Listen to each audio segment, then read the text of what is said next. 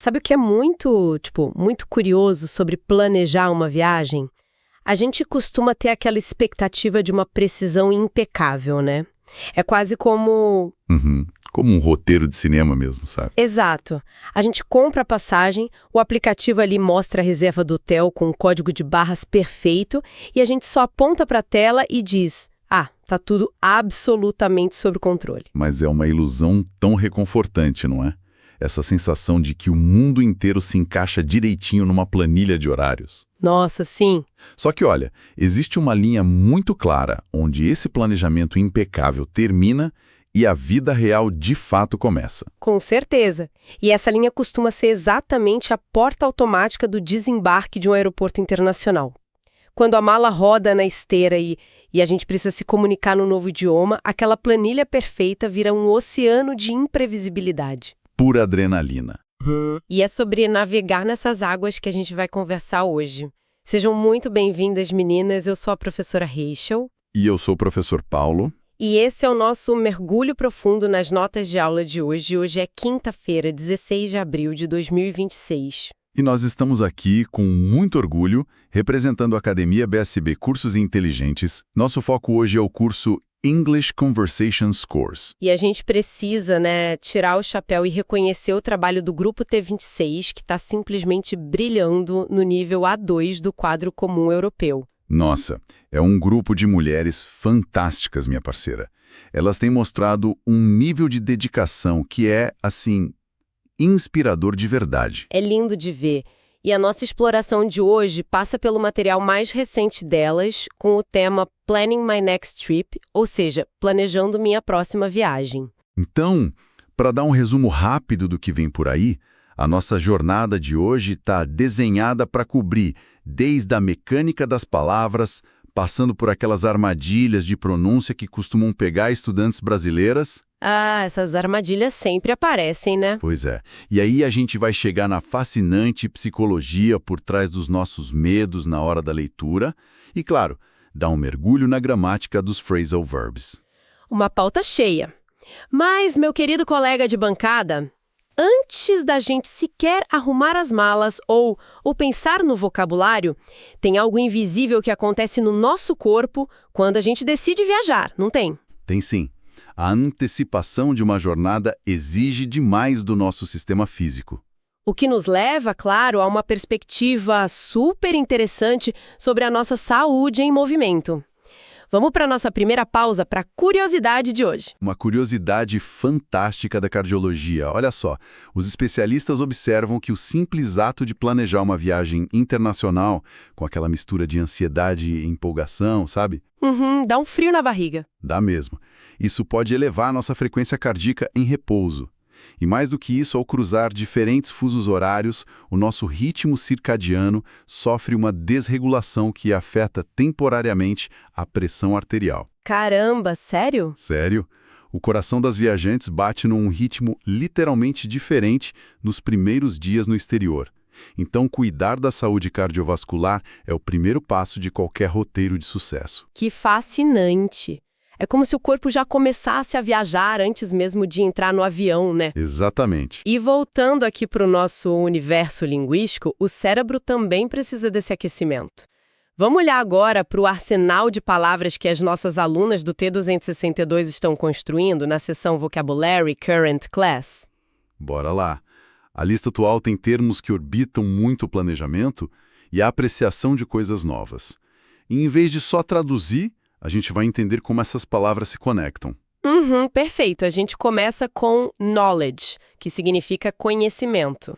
Que é a base de tudo, né? Com certeza. E aí, logo em seguida, a gente tem uma trinca de palavras super interessante. Olha só. Unified, que é unificado, union, que é união, e united, que é unida. E o que eu acho mais fascinante aqui, minha amiga, é o prefixo uni, que obviamente vem do latim, significando um. É a mesma raiz que a gente usa no português. O que já ajuda muito na hora de memorizar, né? Demais. Torna essas palavras grandes aliadas. Por exemplo, dá para criar uma frase focada em viagem, tipo The students formed a united group to explore the city.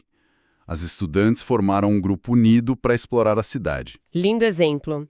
E aí, na mesma lista, a gente esbarra em alguns verbos irregulares fundamentais. Temos teach, que é ensinar, e o passado dele, que é taught. Isso. Temos também know, que é saber ou conhecer, com o passado knew, e keep, que é manter ou guardar, com o passado kept. E aqui, sabe, entra uma dúvida que eu sempre ouço em sala de aula das nossas alunas. Qual? Elas perguntam por que o inglês tem tantos verbos irregulares que mudam completamente, tipo teach virando taught. Existe uma lógica nisso ou quem está estudando só precisa aceitar e decorar? Ah, essa é a pergunta de $1 milhão, né? E a resposta é muito legal. Não é só para dificultar a vida de quem estuda, não. Esses verbos irregulares são, na verdade, os sobreviventes mais antigos do idioma. Como assim sobreviventes? É que eles vêm do inglês antigo, muito antes daquela regra de colocar ed no final das palavras virar o padrão. E como elas eram as palavras mais usadas no dia a dia das pessoas há, 1000 anos atrás, como saber, manter, ensinar, a forma original delas foi teimosa. Ela sobreviveu à padronização. Nossa, que perspectiva incrível! Né? Então, quando a gente aprende taught ou kept, a gente está falando o inglês na forma mais histórica possível.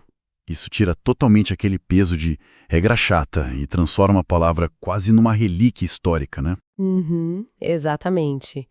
E seguindo essa linha de construção, a gente tem um grupo de palavras muito visuais na nossa lista. Temos draw, e o passado drew, que é desenhar, sketch, que é um esboço ou rascunho, e artwork, que é uma obra de arte finalizada. E junto com elas, a lista traz notebook, que é caderno, psychedelic, psicodélico, inventions, invenções, e subjects, que são assuntos. O que dá pra gente um prato cheio para criar uma narrativa visual. Tipo, olha só, she opened her notebook to draw a psychedelic sketch, which later became a beautiful artwork. Ela abriu seu caderno para desenhar um rascunho psicodélico, que mais tarde se tornou uma bela obra de arte. Muito bom, mas peraí, uma dúvida de vocabulário mesmo. Se sketch e draw estão nesse mesmo universo de desenho, como a gente diferencia? Um é a ação e o outro é o resultado. É, quase isso. Draw é o verbo, né? A ação gerão, de desenhar. Já sketch pode ser tanto o verbo quanto o substantivo, mas ele carrega esse peso de ser algo rápido, sabe? Algo inacabado, um rascunho para pegar a essência antes dos detalhes. Entendi. E já que a gente está falando sobre criar e aprender, vale até adicionar na lista de anotações, para quem está escutando, mais 2 exemplos que seguem essa lógica. O verbo aprender, learn, que pode ter o passado learned ou learned, e o verbo pintar, paint, que no passado é regular, ficando painted. Eu gosto demais da palavra sketch aplicada ao nosso contexto de ensino, sabe? Aprender um novo idioma é, de certa forma, fazer um sketch da nossa própria identidade numa outra língua. Nossa, que poético! Mas é verdade. Refinamento do estudo, a gente ganha coragem de come up, de inventar novas frases, até chegar a algo truly fluent, verdadeiramente fluente. E claro, a preposição among, que significa entre, e a palavra last, último, ajudam a dar posição e tempo para essas frases. Perfeito. Só que para essa arte ser compreendida lá fora, a pronúncia precisa estar muito bem afinada. O que já nos puxa para a nossa sessão Pronunciation da aula passada. Aquela sessão que é um desafio constante, né? Pois é, ali a gente encontra um dos maiores desafios fonéticos para quem fala português. A diferença entre did, live e leave. Nossa, essas 3 palavras causam cada mal-entendido. Qual que é a mecânica por trás da dificuldade em distinguir live, que é viver ou morar, de leave, que é partir ou deixar? É uma questão física mesmo. O português brasileiro, ele não diferencia as palavras pelo comprimento da vogal, né? A gente não tem essa coisa de vogal curta e longa mudando o significado. Ah, é verdade. Pra gente é tudo igual. Isso. Só que no inglês, aquele I de live e de did é o que a gente chama de som curto e relaxado. A sua mandíbula cai um pouquinho, a língua relaxa, é um som rápido. Quase um staccato musical, né? Exato. Já o E da palavra leave, de partir, é um som longo, tenso. Você literalmente precisa esticar os lábios como se estivesse dando um sorriso para pronunciar certo. E tem outras duplinhas assim que pegam a gente, tipo sleep, sleep ou beat e beat. Faz todo sentido físico. E bom, falando em se jogar nessas novas experiências e até cometer alguns deslizes pelo caminho, isso dá uma transição perfeita para a gente entender o que motiva alguém a sair do ambiente confortável, né? Opa, vamos para mais uma curiosidade da nossa pausa comercial, então? Uma curiosidade fascinante da psicanálise. Sabe por que a gente sente uma urgência tão grande de viajar e explorar o desconhecido? Para muitos psicanalistas, se afastar do ambiente familiar não é só sobre ver paisagens novas, mas sobre quebrar os padrões rígidos da nossa própria identidade. Como assim? Longe daquelas expectativas diárias de casa, o nosso inconsciente ganha espaço para respirar. E isso permite que novas facetas da nossa personalidade apareçam. A viagem externa atua quase como um espelho para uma autodescoberta profunda. Nossa, isso é muito forte. Viajar é se conhecer, né? E às vezes essa autodescoberta vem com umas boas risadas, viu? Ah, sempre tem as gafes. Sempre. Aquela explicação mecânica das vogais curtas e longas que a gente acabou de falar me lembrou de uma história maravilhosa de uma estudante brasileira na primeira viagem dela para Londres. Ah, eu acho que eu já sei de qual história você está falando, minha amiga. É um clássico, né? Ela estava lá hospedada num hotel super tradicional, desceu para a recepção, elegantíssima, e queria saber o horário máximo do check-out. Aí ela olhou para o recepcionista e soltou com a maior clareza do mundo: "Excuse me, sir, what time do I have to leave the hotel?" Ah, não, mentira. Ela substituiu live, de sair, por live, de viver. Exatamente, ela literalmente perguntou a que horas ela tinha que viver o hotel. E o recepcionista? Menino, sem perder a compostura britânica, ele só respondeu que ela estava super convidada a viver a experiência do hotel pelo tempo que ela quisesse, desde que renovasse a diária. Maravilhoso. É o tipo de situação que, claro, dá aquele calorzinho de constrangimento na hora, mas que vira a melhor história da viagem depois. Com certeza. E o mais importante de tudo, esse erro, quando é compreendido e corrigido, é o que constrói a fluência. É verdade. Fazendo uma recapitulação rápida aqui, a gente já mapeou aqueles verbos irregulares históricos, vimos as palavras visuais de planejamento da aula atual e desmistificamos essa tensão no maxilar para pronunciar as vogais curtas e longas da aula passada. É essa resiliência em errar e tentar de novo que vai construindo a confiança das nossas alunas, né? Sem dúvida. E para continuar construindo essa memória muscular, a gente precisa entrar na lista de pronúncia da aula atual. Ah, a seção 2.2. O foco aqui é treino ativo. E a gente tem uma regra de formato bem rígida para seguir aqui. Eu vou ler a palavra, aplicar num contexto e repetir a palavra, ok? Vamos lá. Research. I need to do some research for my trip. Research. Perfeito. E notem que a entonação forte cai na primeira sílaba para o substantivo, né? Research. Isso. Exposition. We visited a beautiful art exposition. Exposition. Old. She prefers old architecture. Old. Vintage. I bought a vintage dress in London. Vintage. Ancient. Rome is full of ancient ruins. Ancient. Century. This cathedral was built in the 12th century. Century. Uma pausa rapidinha aqui. É super importante notar essa diferença sutil nos graus de antiguidade, sabe?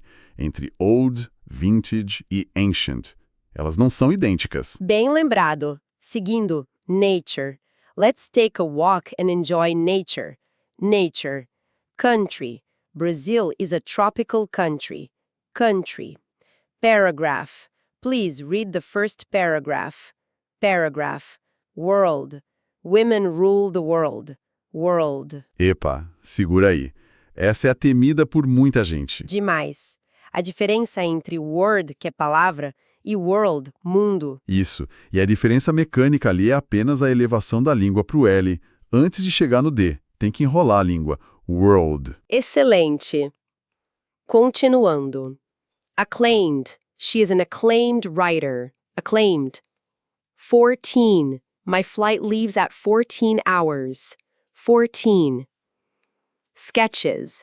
The artist showed us her sketches. Sketches. Detailed. The travel guide is very detailed. Detailed. Human.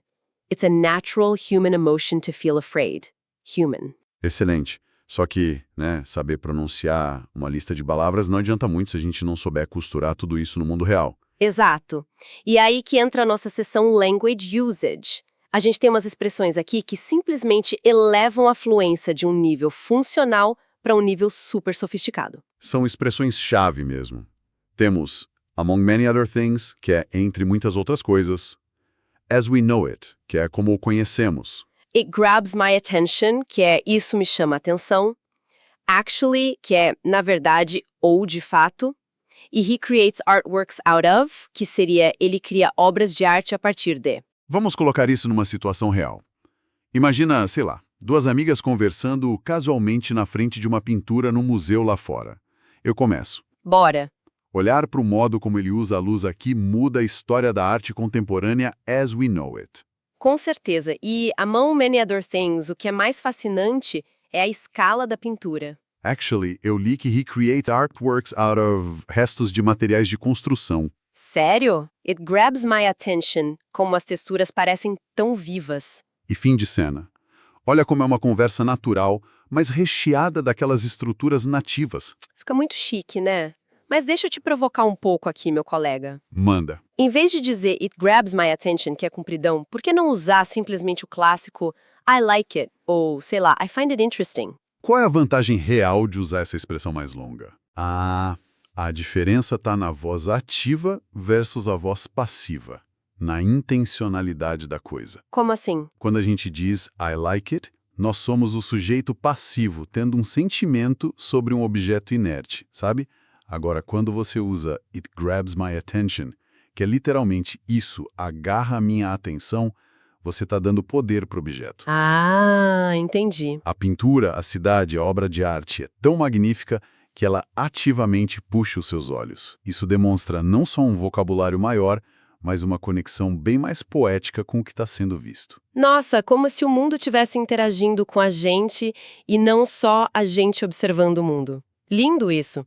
E por falar em observação, né, em captar a luz e as cores da arte, tem uma mecânica incrível que possibilita tudo isso no nosso corpo. O que nos leva à nossa terceira pausa para a curiosidade. Manda ver. Vamos lá.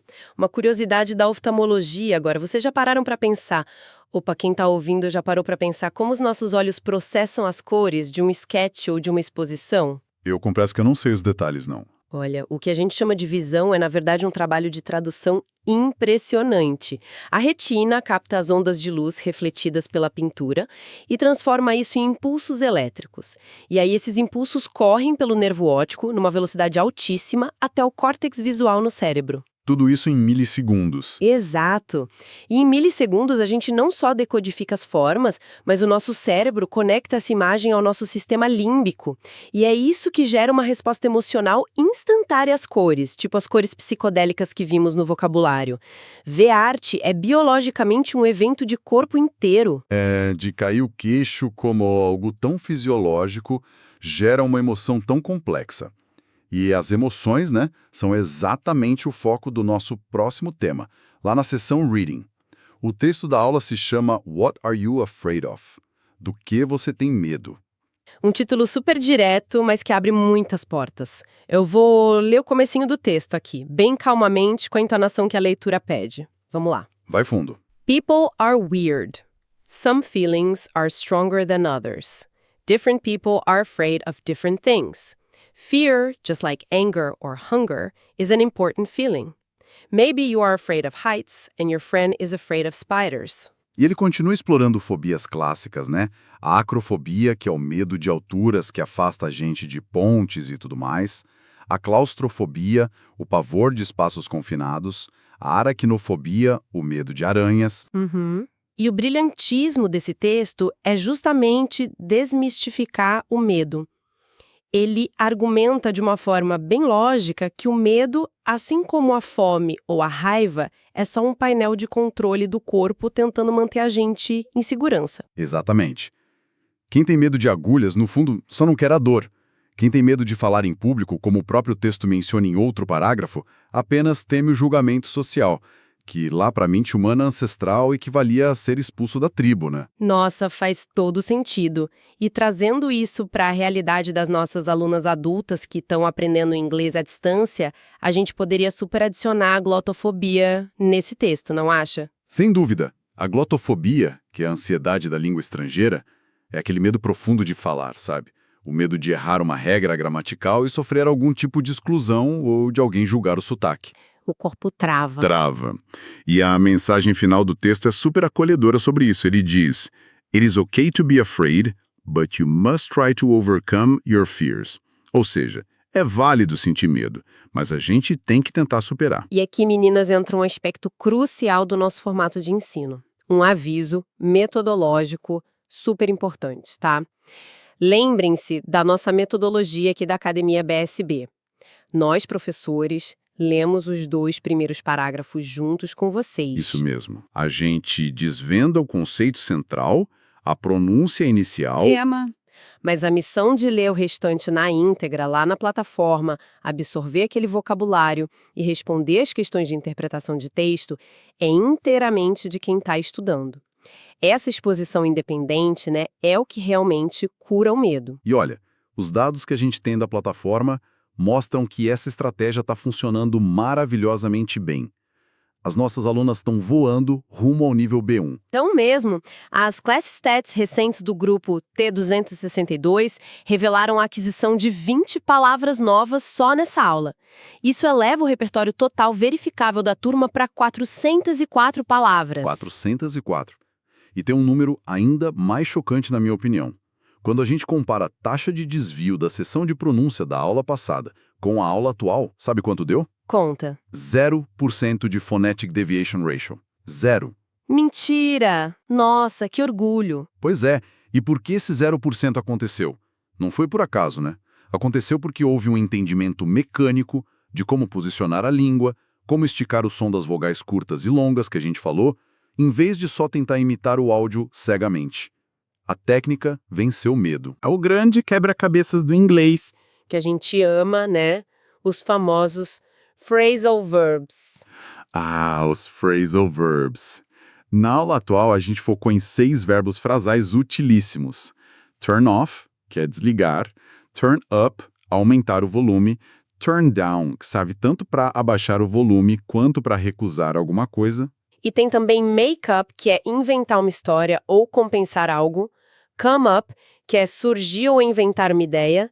E kick off, que é dar o pontapé inicial, começar alguma coisa. E para dar todo o embasamento teórico para isso, nós temos os materiais originais em PDF lá na plataforma da Academia BSB. Tem o Grammar Inseparable Phrasal Verbs, o Intransitive Phrasal Verbs e o Separable Phrasal Verbs. E lá nos PDFs tem uma analogia adorável que a gente adora usar, que compara a formação desses verbos com a arte de fazer um bolo. E o melhor jeito de visualizar, olha só, a regra básica é: se você mistura farinha e água, você faz um pão, que é algo novo. Se você mistura um verbo tradicional com uma preposição, você cria um phrasal verb, que ganha um significado completamente novo. Exatamente. E eles se dividem em 3 tipos. Primeiro, os separáveis, os separable. Imagina que eles são ingredientes que podem ser mexidos na ordem ali na assadeira. O objeto da frase pode ir no meio da mistura. Por exemplo, a gente pode dizer turn the radio down ou turn down the radio. O sentido é exatamente o mesmo. Perfeito.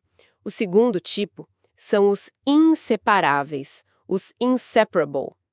Essa é a massa que já foi pro forno, já assou, não dá mais para quebrar. O objeto tem que vir sempre depois do bloco inteiro do verbo. Tipo o verbo look after, que é cuidar de. A frase correta é look after my dog. Não dá para separar. E o terceiro tipo são os intransitivos. Esses são aqueles bolos que já se bastam, sabe? Não precisam de cobertura ou recheio. Eles não precisam de um objeto sofrendo a ação. O verbo show up, que é aparecer, é um super exemplo. É só dizer he showed up e ponto final. Tá pronto o bolo. Mas espera aí, deixa eu te fazer uma pergunta que sempre rola. Se eu tentar quebrar a regra de um verbo inseparável e disser tipo look my dog after, separando ele. Um falante nativo não vai me entender pelo contexto, porque o inglês é tão rígido com a ordem de algo tão pequeno. Ah, essa é ótima. Olha, um falante nativo provavelmente entenderia pelo contexto, sim, mas soaria incrivelmente estranho, sabe? Meio dissonante para os ouvidos dele. Por causa do ritmo. Exato. O inglês é o que os linguistas chamam de stress-timed language, uma língua baseada num ritmo de estresse silábico. As preposições nos verbos inseparáveis funcionam como se fossem âncoras rítmicas nas frases. Ah, entendi. Então, quando a gente altera a ordem de uma estrutura inseparável, a gente não está só quebrando uma regra de gramática, a gente quebra a música da língua inglesa. E é por isso que dominar as 3 categorias da analogia do bolo lá do PDF é tão vital para ter uma fluência natural. Uma explicação fenomenal, minha parceira.